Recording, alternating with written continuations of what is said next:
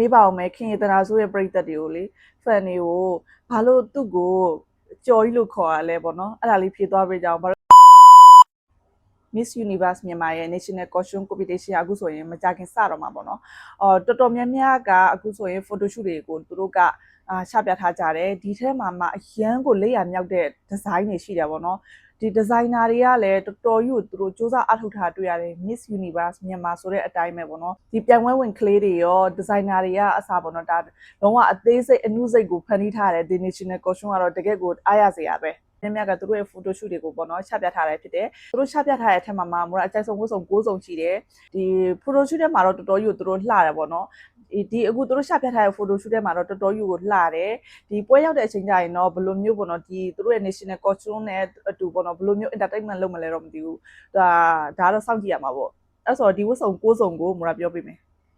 ပထမတစ်ယောက်ကဟာခါ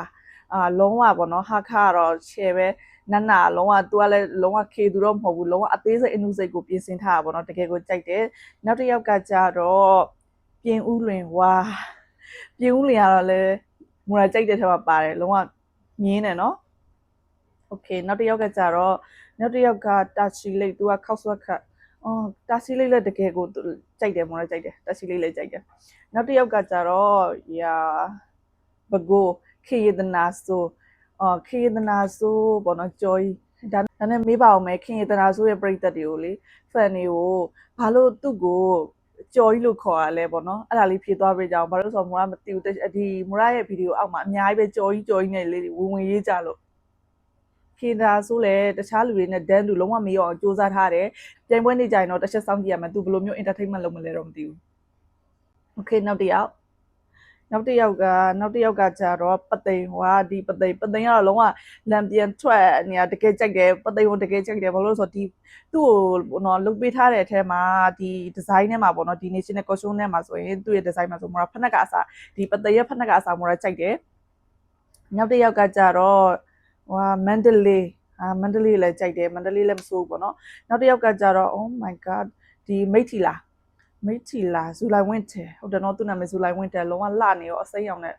ဟာမူရာသူ့ကိုတကယ်ကြိုက်တယ်သူ့ရဲ့ဝတ်စုံကိုတအားကြိုက်တယ်နောက်တစ်ယောက်ကကြတော့နောက်တစ်ယောက်ကကြတော့အနီရောင်လေးဟာစစ်တွေနော်စစ်တွေတော်တော်ကြီးကိုမိုက်တယ်ဒီ national costume လည်းတကယ်ကိုမိုက်တယ်တကယ်ကိုလှတယ်ပေါ့နော်နောက်တစ်ယောက်ကကြတော့သူကတော်တော်ကြီးကိုလုံးဝဒီပေါ့နော်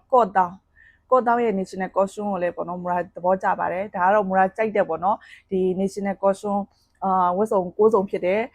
အခုဒါမူရာကြိုက်တဲ့6စုံပဲရှိသေးရပေါ့နော်ကျန်တဲ့ဝတ်စုံတွေလည်းရှိတယ်အရန်ကိုလှကြရပေါ့နော်လုံးဝအသေးစိတ်တွေအနုစိတ်တွေဖန်တီးထားရဆိုတော့တကယ်လည်းအားရတယ်ဘယ်လိုမျိုးပေါ့နော်ပြိုင်ပွဲနေကြရင်တော့ entertainment လုပ်မလဲတော့မသိဘူး